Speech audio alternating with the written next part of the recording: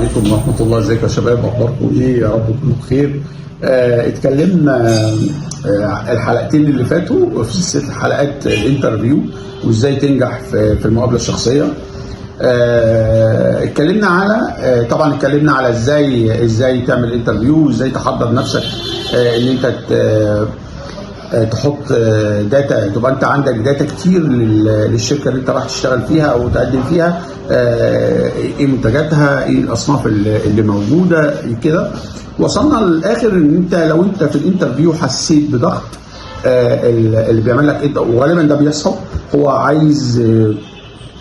عاوز يعني ايه يحسسك، هو عايز يشوف انت بتستحمل ضغط قد ايه. دايما يقول لك انت في المقابلات تشتغل تحت ضغط وانت تستحمل الضغط والكلام ده دايما بيحطوه، ودايما تلاقي مكتوبه كده اعمل تحت ضغط. فهي كلمه بتتكتب، بس هو ساعات لما الناس بتيجي في الشغل وضغط الشغل بيهرب، لان ضغط الشغل خصوصا في المبيعات صعب. فهي شغلانه محتاجه شويه صبر، ومحتاجه شويه ان انت تطول بالك، ومحتاجه شويه ان انت تعمل اقصى ما عندك عشان تقدر توصل وتنجح وتحقق اهدافك. فلو انت في الانترفيو لقيت الراجل بيعمل لك مقابله ضاغط عليك، انت بتحاول تعمل حاجه مهمه قوي بثلاث طرق. بتسأل بتحاول تنقل الضغط عليه ازاي؟ بتساله سؤال انت تكون محضره لحاجه زي كده.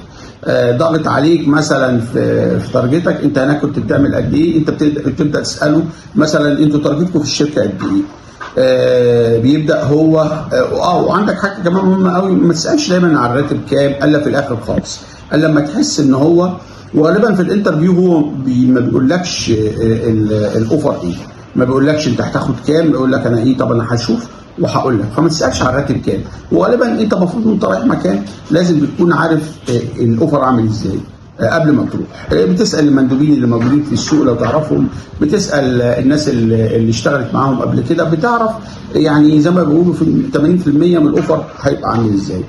فهو ممكن زي ما قلت لك، لو انت وصلت لمرحله ان الراجل ضغط عليك، بتبدا انت تحاول الضغط عليه شويه في الانترفيو.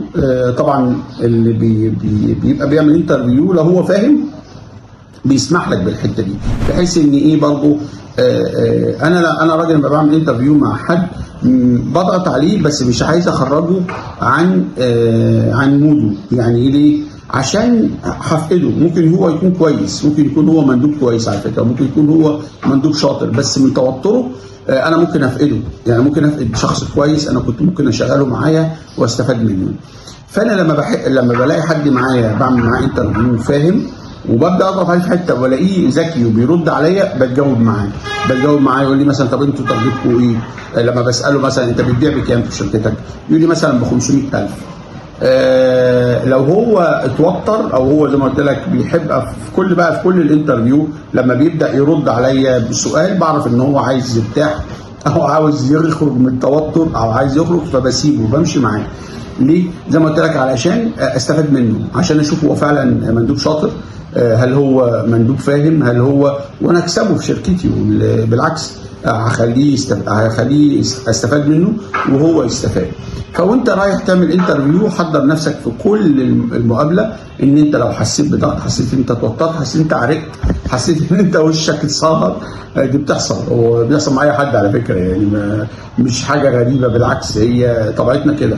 ان انت ومع التدريب ومع الوقت الموضوع بيعدي يعني.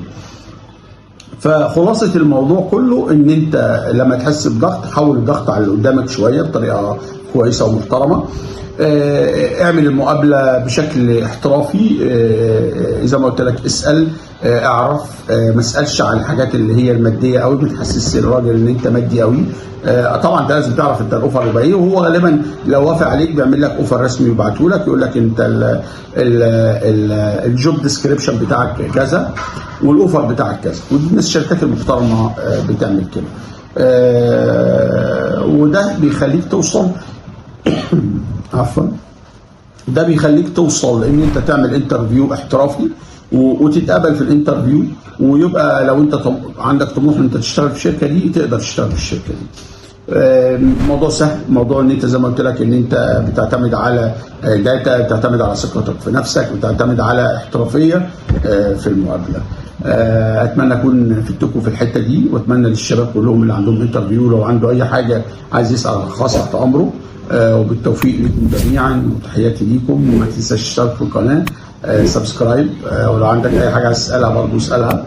انا معاكم، وتحياتي ليكم. ايهاب الماحي، مدرسه البيئه.